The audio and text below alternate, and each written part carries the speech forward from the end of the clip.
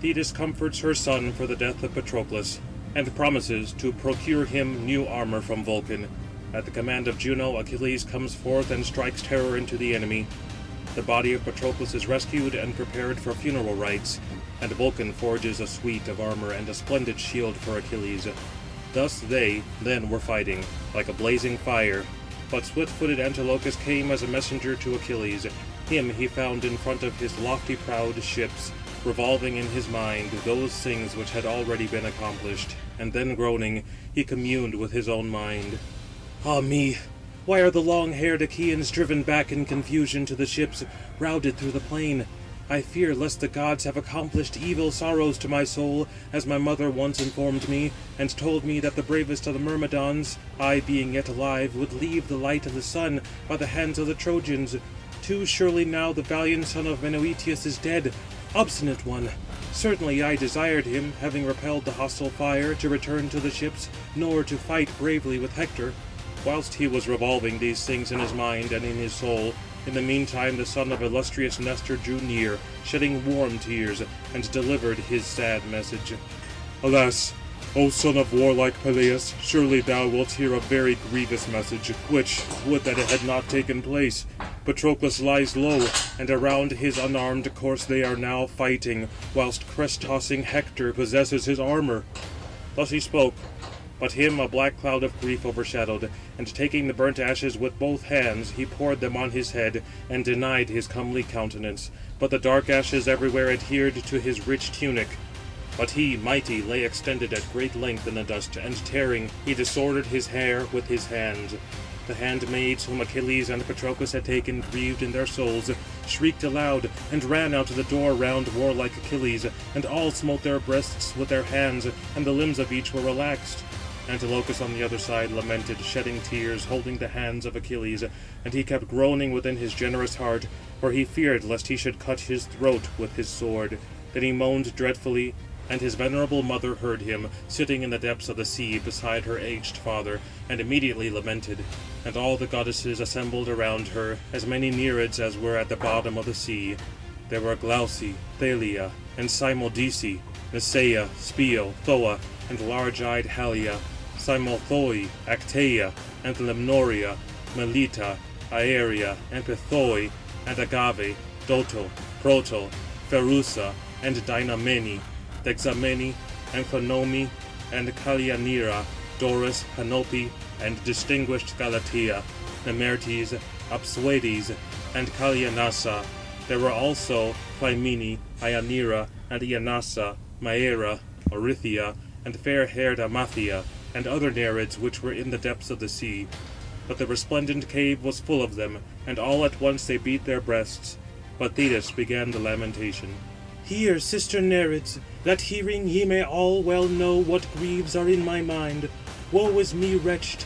Woe is me, who have in an evil hour brought forth the bravest of men, I who, after having borne a son blameless and valiant, the chief of heroes, and he grew up like a young tree, having reared him like a sapling in a fruitful spot of a field, I afterwards sent him forth in the curved ships to Ilium, to fight against the Trojans, but I shall not receive him again, having returned home to the palace of Peleus.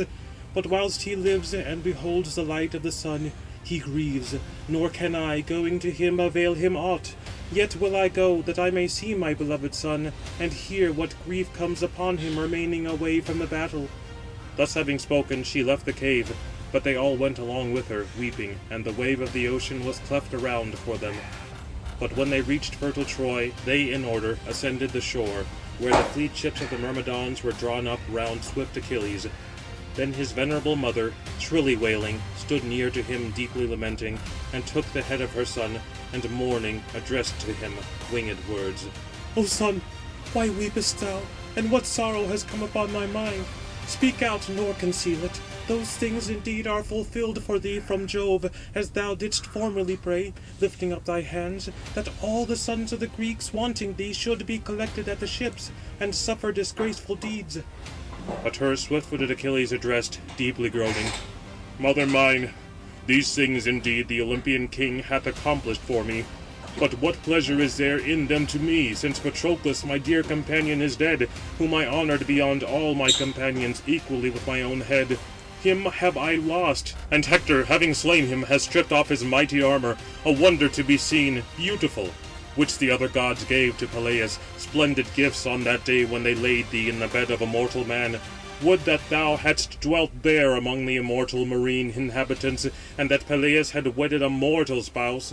But now thou hast been wedded to the end, that immeasurable grief may be upon thy mind for thy son slain, whom thou shalt not again receive, having returned home. Since even my mind urges me not to live nor have intercourse with men, unless Hector first lose his life smitten by my spear, and pay the penalty for the slaughter of Patroclus, the son of Menœtius. But him Thetis in turn addressed, pouring forth tears. Short-lived thou wilt be, O my son, as thou sayest, for fate is ready for thee immediately after Hector. Then, heavily sighing, swift-footed Achilles addressed her. May I die then immediately, since it was not destined that I should aid my companion now slain. But he indeed hath perished far away from his native land, and longed for me to be an averter of his doom. But now, since I shall not return to my dear fatherland, nor have been a preservation to Patroclus, or to my other companions, who have been subdued in great numbers by noble Hector, but sit beside the ships, an useless weight on the earth, being such as is none of the brazen-mailed Achaeans in war, though in council there are others superior, would that therefore contention might be extinguished from gods and men, and anger which is wont to impel even the very wisest to be harsh, and which much sweeter than distilling honey like smoke rises in the breasts of men. So now did Agamemnon, king of men, enrage me. But although greatly grieved, let us leave these things to pass by as done, subduing, from necessity, our own spirit within our bosoms. But now will I go, that I may find Hector, the destroyer of my friend, and I will accept death whensoever Jove and the other immortal gods shall please to accomplish it. For not even the might of Hercules escaped death, who was very dear to King Jove, the son of Saturn, but fate subdued him, and the grievous wrath of Juno. So also shall I lie, when I am dead, if a similar fate be destined for me. But now may I bear away illustrious glory, and compel some one of the Trojan women and deep-robed Dardanians to sigh frequently, wiping away the tears from her tender cheeks with both hands. And may they know that I have long ceased from battle. Wherefore do not hinder me from the combat, although loving me, for thou wilt not persuade me. Him then the silver-footed goddess Thetis answered, Certainly this is true, O son, nor is it an evil thing to avert utter destruction from our friends when afflicted. But thy beautiful arms, brazen and shining, are detained among the Trojans, which crest-tossing Hector himself having on his shoulders boasts of. Yet I suspect that he will not long glory in them, for death is near to him. But do thou by no means enter the slaughter of Mars before thou beholdest me with thine eyes coming hither. For at dawn I will return with the rising sun, bearing beautiful armour from King Vulcan. Thus having spoken, she turned round from her son, and being turned, addressed her marine sisters. Enter ye now the broad bosom of the deep, about to behold the marine old man, and the mansions of my sire, and tell him all things. But I go to lofty Olympus, to Vulcan, the skilful artist, to try if he is willing to give my son illustrious glittering armour. Thus she spoke, but they immediately sank beneath the wave of the sea. But Thetis, the silver-footed goddess, again departed to Olympus, that she might bear the illustrious armour to her beloved son. Her on the one hand her feet bore towards Olympus, but the Greeks, flying with the heaven-sent uproar from manslaughtering Hector, reached the ships and the Hellespont. Nor had the well-grieved Greeks drawn off the dead body of Patroclus, the attendant of Achilles, out of the reach of weapons. For now again both infantry and cavalry pursued him, and Hector, the son of Priam, like unto a flame in violence. Thrice did illustrious Hector seize him behind the feet, eager to draw him away, and loudly shouted to the Trojans, and thrice did the two Ajaces, clad in impetuous might, forcibly repulse him from the course, whilst he, with steady purpose, ever relying on his might, sometimes charged through the crowd, and sometimes again stopped, loudly shouting, but never retreated altogether. But as night-watching shepherds are by no means able to drive away from a carcass a tawny lion, greatly hungering, so were the two warriors, the Ajaces, unable to drive away Hector, the son of Priam, from the body. And now indeed would he have dragged it off, and obtained great glory, had not fleet wind-footed Iris come as a messenger to the son of Peleus, running down from Olympus, that he should arm himself unknown to Jove and the other gods. For Juno sent her forth, and standing near, she addressed to him winged words. Arise, son of Peleus, most terrible of all men, defend Patroclus, for whom a dire contest is maintained before the ships. But they are slaughtering each other, the one party fighting for the slain corpse, while the other, the Trojans, rush on, that they may drag him away to wind-swept Ilium. And above all, illustrious Hector desires to seize him, for his mind prompts him to fix his head upon stakes, having cut it from the tender neck. But up, nor lie longer, but let reverence touch thy soul, that Patroclus should be a source of delight to Trojan dogs. A disgrace would be to thee, if the dead body should come at all defiled. But her, noble, swift-footed Achilles then answered, Which of the gods, O goddess Iris, sent thee as a messenger to me? But him, fleet, wind-footed Iris again addressed, Juno sent me forth, the glorious spouse of Jove, nor does the lofty-throned son of Saturn know it, nor any of the immortals who inhabit snowy Olympus. But her, swift-footed Achilles answering addressed, And how can I go to the slaughter? For they possess my armour. Besides, my dear mother does not permit me to be armed before that with my eyes I behold her coming, for she hath promised that she will bear me beautiful armour from Vulcan. But I indeed not know of another whose splendid armour I could put on, except the shield of Ajax, son of Telamon. But he, I hope, mingles in the front ranks, slaying with his spear round the head of Patroclus. But him, swift-footed Iris again addressed, Well too do we know that they possess thy distinguished armour. Yet even thus going towards the ditch, show thyself to the Trojans, if perchance the Trojans, terrified, may desist from battle, and the warlike, harassed sons of the Greeks may breathe again, and there be a short respite from fighting. Thus indeed, having spoken, swift-footed Iris departed. But Achilles, dear to Jove, arose, and around his strong shoulders Minerva threw her fringed aegis, and the divine one of goddesses crowned his head around with a golden cloud, and from it she kindled a shining flame, and as when smoke, ascending from a city, reaches the ether from an island afar off, which foes invest, who pouring out from their city contend all day in hateful fight, but with the setting sun torches blaze one after another, and the splendour arises, rushing upwards, for their neighbours to behold, if perchance they may come with ships as repellers of the war. Thus did the flame from the head of Achilles reach the sky. He stood, having advanced from the wall to the trench, nor mingled with the Greeks, for he reverenced the prudent advice of his mother. There standing he shouted, and Pallas Minerva on the other side vociferated, and stirred up immense tumult among the Trojans. And as the tone is very clear when a trumpet sounds, while deadly foes are investing a city, so distinct then was the voice of the descendant of Aeacus. But when they heard the brazen voice of Achilles, the soul was disturbed to all, whilst the beautiful maned steeds turned the chariots backwards, for they presaged sorrows in their mind. The charioteers were panic-struck when they beheld the terrific indefatigable flame blazing over the head of magnanimous Pelides, for the azure-eyed goddess Minerva lighted it. Thrice over the trench loudly shouted noble Achilles, and thrice were the Trojans and their illustrious allies thrown into confusion. There then perished 12 bravest heroes by their chariots and spears, whilst the Greeks, dragging Patroclus with joy out of the reach of weapons, stretched him on a bier. But his beloved companions stood round him mourning, and with them followed swift-footed Achilles, shedding warm tears, when he beheld his faithful comrade lying upon a bier, lacerated with the sharp brass, whom indeed he has sent forth with his horses and chariots to battle, but he did not receive him again, having returned. But the large-eyed venerable Juno sent the unwearied sun to return to the flowing of the ocean, against his inclination. The sun then set, and noble Greeks desisted from the violent conflict, and the equally destructive battle. The Trojans again on the other side, retiring from the violent combat, loosed their fleet steeds from their chariots. But they assembled in the council before they bethought them of their banquet.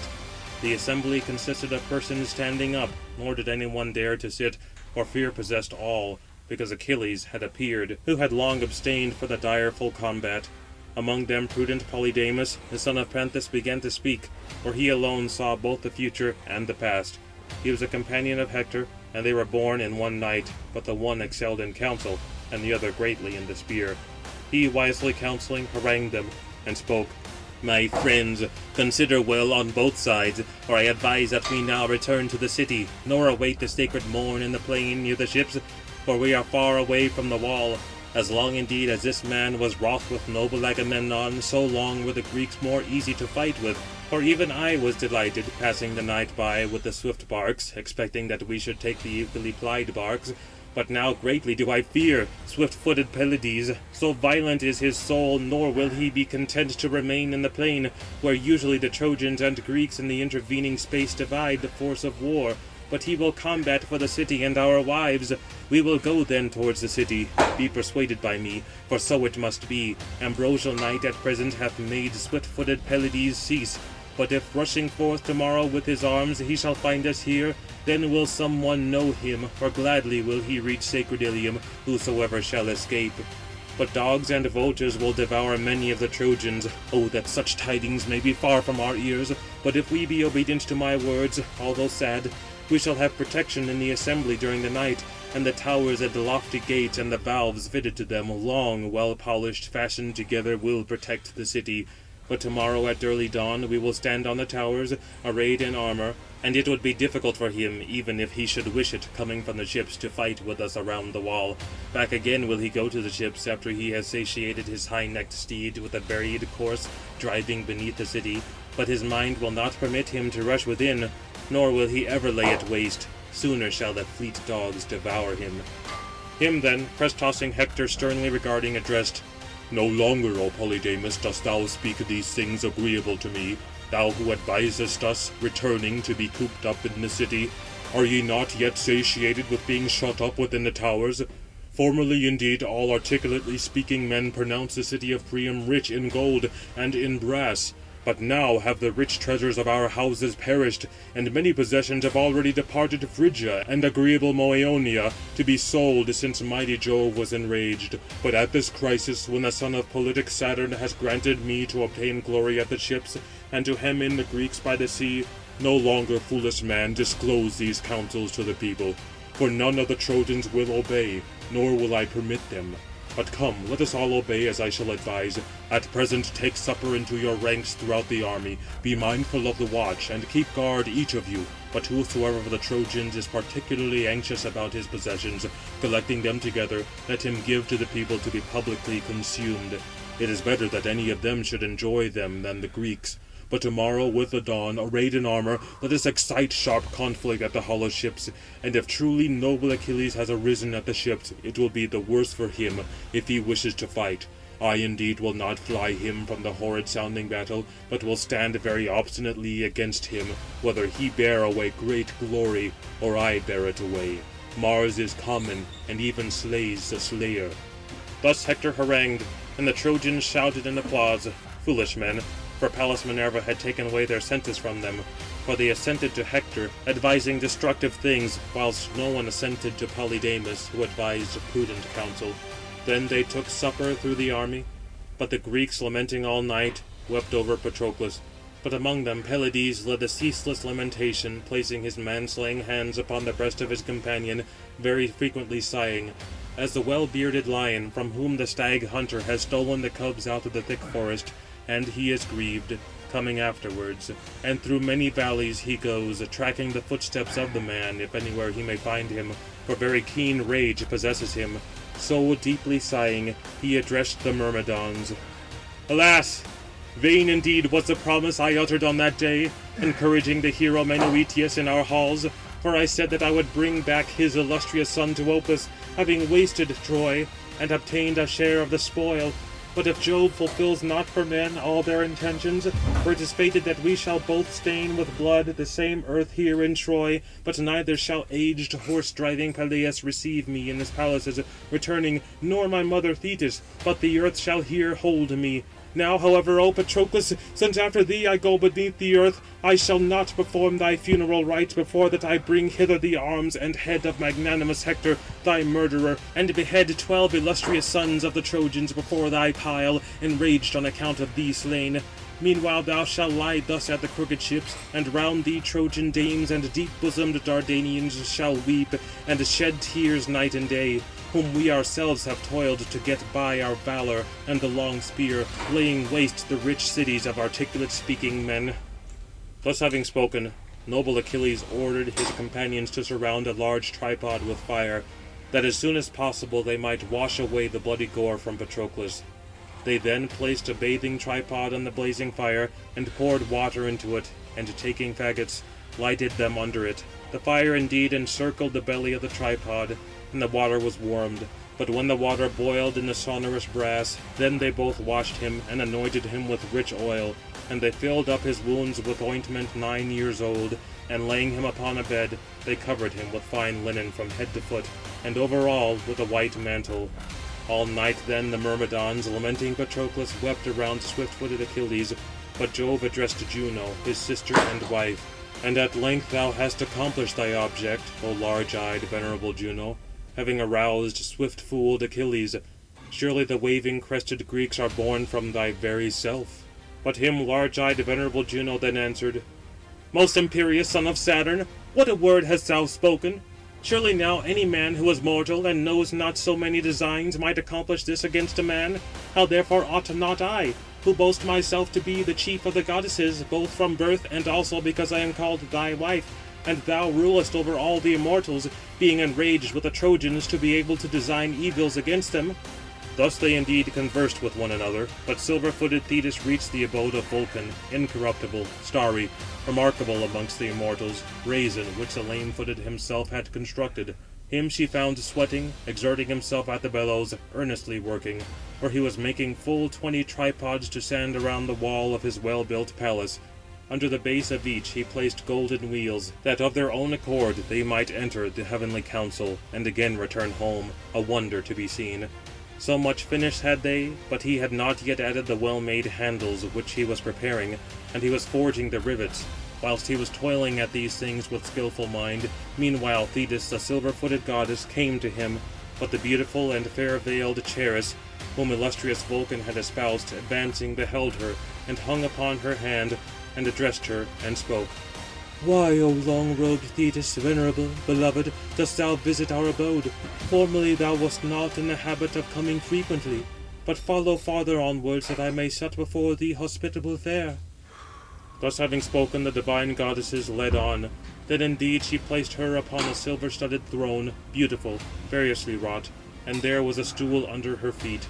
But she called Vulcan, the distinguished artist, and spoke this word, Come hither, Vulcan. Thetis now has need of thee. But her illustrious Vulcan then answered, Assuredly then an awful and revered goddess is within, who saved me when distress came upon me, fallen down far by the contrivance of my shameless mother, who wished to conceal me, being lame. Then should I have suffered sorrows in my mind, had not Eurynome and Thetis received me in their bosoms. Eurynome, daughter of the refluent ocean, with them for 9 years wrought I in brass many ingenious works of art, buckles, twisted bracelets, and clasped tubes, in the hollow cave, whilst round us flowed the immense stream of ocean, murmuring with foam. Nor did any other either of gods or mortal men know it, but Thetis and Eurynome, who preserved me, knew it. She now comes to my house, wherefore there is need that I should repay all the rewards of my safety to fair-haired Thetis. But set now before her good hospitable fare, whilst I lay aside my bellows and all my tools. He spoke and rose, a wondrous bulk, from his ample block, limping, and his weak legs moved actively beneath him. The bellows he laid apart from the fire, and all the tools with which he laboured he collected into a silver chest. With a sponge he wiped all over, his face and both his hands, his strong neck and shaggy breast, then put on his tunic and seized his stout sceptre. But he went out of the doors limping, and golden handmaids, like unto living maidens, moved briskly about the king. And in their bosoms was prudence with understanding, and within them was voice and strength. And they are instructed in works by the immortal gods. These were busily occupied by the king's side. But he, hobbling along, sat down upon a splendid throne near where Thetis was, and hung upon her hand, and spoke, and addressed her. Why, long-robed Thetis, venerable and dear, hast thou come to our abode? For indeed thou didst not often come before. Make known what thou desirest, for my mind orders me to perform it, if in truth I can perform it, and if it is to be performed. Him then Thetis, pouring forth tears, answered, O Vulcan, has any then, as many as are the goddesses in Olympus, endured so many bitter griefs in her mind, as to me above all, Jove the son of Saturn has given sorrows? Me, from among the other marine inhabitants, has he subjected to a man, to Peleus son of Acus, and I have endured the couch of a man very much against my will. He indeed now lies in his palaces, afflicted with grievous old age, but now other woes are my lot. After he had granted me to bring forth and nurture a son, distinguished among heroes, and who grew up like a plant, him having reared as a plant in a fertile spot of the field, I sent forth in the crooked barks to Ilium to fight with the Trojans. But him I shall not receive again, having returned home to the mansion of Peleus. As long, however, as he lives to me, and beholds the light of the sun, he suffers sorrow, nor am I going to him, able to avail him aught. The maid whom the sons of the Greeks selected as a reward for him, her hath King Agamemnon taken back again from his hands.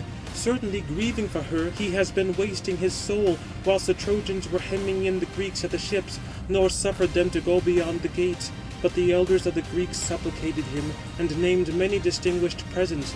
But then he refused to avert destruction. Yet he clad Patroclus in his own armour, and sent him forth to the battle, and he gave with him much people. All day they fought around the Scaean gates, and certainly on that day had overturned Troy, had not Apollo slain among the foremost warriors the gallant son of Menoetius, after having done much mischief, and given glory to Hector. On this account do I now approach thy knees, if thou wilt give to my short-lived son a shield and helmet, and beautiful greaves joined with clasps, and a corslet, for what were his faithful companion has lost, subdued by the Trojans, and Achilles lies upon the ground, grieving in his soul. Her then illustrious Vulcan answered, Take courage, nor let these things be cause of uneasiness in thy mind. For would that I could so surely conceal him from dread-sounding death when grievous fate approaches him, as that beautiful armour shall be ready for him, such as any one of many men shall hereafter admire, whosoever may behold it. So saying, he left her there, and went towards the bellows, which he turned towards the fire, and commanded them to work. And full 20 bellows blew in the furnaces, exciting a varied well-regulated blast, to be ready for him, at one time busy, at another the reverse, as Vulcan pleased, and that the work might be complete. He cast into the fire impenetrable brass, and tin, precious gold, and silver. But next he placed a mighty anvil on the stock, and took in one hand his strong hammer, and with the other grasped the forceps. First of all he formed a shield, both large and solid, decorating it all over, and around it he threw a shining border, triple and glittering, and from it there hung a silver belt. Of the shield itself there were 5 folds, but on it he formed many curious works, with cunning skill. On it he wrought the earth, and the heaven, and the sea, the unwearied sun, and the full moon. On it also he represented all the constellations with which the heaven is crowned, the Pleiades, the Hyades, and the strength of Orion, and the Bear, which they also called the appellation of the Wain, which there revolves, and watches Orion, but it alone is free from the baths of the ocean. In it likewise he wrought 2 fair cities of articulate-speaking men. In the one indeed there were marriages and feasts, and they were conducting the brides from their chambers through the city with brilliant torches, and many a bridal song was raised. The youthful dancers were wheeling round, and amongst them pipes and lyres uttered a sound, and the women standing each at her portals admired. And people were crowded together in an assembly, and there a contest had arisen, for 2 men contended for the ransom money of a slain man. The one affirmed that he had paid all, appealing to the people, but the other denied, averring that he had received naught. And both wished to find an end of the dispute before a judge. The people were applauding both, supporters of either party, and the heralds were keeping back the people. But the elders sat upon polished stones in a sacred circle, and the pleaders held in their hands the staves of the clear-voiced heralds. With these then they arose, and alternately pleaded their cause. Moreover, in the midst lay 2 talents of gold, to give to him who should best establish his claim among them. But round the other city sat 2 armies of people, glittering in arms, and one of 2 plans was agreeable to them, either to waste it, or to divide all things into 2 parts, the wealth, whatever the pleasant city contained within it. They, however, had not yet complied, but were secretly arming themselves for an ambuscade. Meanwhile their beloved wives and young children kept watch, standing above, and amongst them the men whom old age possessed. But the younger men advanced, but Mars was their leader, and Pallas Minerva, both golden and clad in golden dresses, beautiful and large, along with their armour, radiant all around, and indeed like gods. But the people were of humbler size. But when they now had reached a place where it appeared fit to lay an ambuscade by a river, where there was a watering place for all sorts of cattle, there then they settled, clad in shining steel. There, apart from the people, sat 2 spies, watching when they might perceive the sheep and crooked-horned oxen. These, however, soon advanced, and 2 shepherds accompanied them, amusing themselves with their pipes, for they had not yet perceived the stratagem. Then they, discerning them, ran in upon them, and immediately slaughtered on all sides the herds of oxen, and the beautiful flocks of snow-white sheep, and slew the shepherds besides. But they, when they heard the great tumult amongst the oxen, previously sitting in front of the assembly, mounting their nimble-footed steeds, pursued, and soon came up with them. Then, having marshalled themselves, they fought a battle on the banks of the river, and wounded one another with their brazen spears. Amongst them mingled discord and tumult, and destructive fate, holding one alive, recently wounded, another unwounded. But a third slain she drew by the feet through the battle, and had the garment around her shoulders crimsoned with the gore of men. But they turned about like living mortals, and fought, and drew away the slaughtered bodies of each other. On it he also placed a soft fallow field, rich glebe, wide, thrice ploughed, and in it many ploughmen drove hither and thither, turning round their teams. But when returning they reached the end of the field, then a man advancing gave into their hands a cup of very sweet wine. But they turned themselves in series, eager to reach the other end of the deep fallow. But it was all black behind, similar to ploughed land, which indeed was a marvel beyond all others. On it likewise he placed a field of deep corn, where reapers were cutting, having sharp sickles in their hands. Some handfuls fell one after the other upon the ground along the furrow, and the binders of sheaves tied others with bands. 3 binders followed the reapers, whilst behind them boys gathering the handfuls, and bearing them in their arms, continually supplied them. And amongst them the master stood by the swathed in silence, holding a sceptre, delighted in heart. But apart, beneath an oak, servants were preparing a banquet, and sacrificing a huge ox they ministered, whilst women sprinkled much white barley on the meat as a supper for the reapers. On it likewise he placed a vineyard, heavily laden with grapes, beautiful, golden, but the clusters throughout were black, and it was supported throughout by silver poles. Round it he drew an azure trench, and about it a hedge of tin, but there was only one path to it, by which the gatherers went when they collected the vintage. Young virgins and youths of tender minds bore the luscious fruit in woven baskets, in the midst of whom a boy played sweetly on a shrill harp, and with tender voice sang gracefully to the chord, whilst they, beating the ground in unison with dancing and shouts, followed, skipping with their feet. In it he also wrought a herd of oxen with horns erect, but the kine were made of gold and of tin, and rushed out with a lowing from the stall to the pasture, beside a murmuring stream along the breeze-waving reeds. 4 golden herdsmen accompanied the oxen, and 9 dogs swift of foot followed. But 2 terrible lions detained the bull, roaring among the foremost oxen, and he was dragged away, loudly bellowing, and the dogs and youths followed for a rescue. They indeed, having torn off the skin of the great ox, lapped up his entrails and black blood, and the shepherds vainly pressed upon them, urging on their fleet dogs. These, however, refused to bite the lions, but standing very near, barked and shunned them. On it illustrious Vulcan also formed a pasture in a beautiful grove full of white sheep and folds, and covered huts and cottages. Illustrious Vulcan likewise adorned it with a dance, like unto that which in wide Knossos Daedalus contrived for fair-haired Ariadne. There danced youths and alluring virgins, holding each other's hands at the wrist. These wore fine linen robes, but those were dressed in well-woven tunics, shining as with oil. These also had beautiful garlands, and those wore golden swords hanging from silver belts.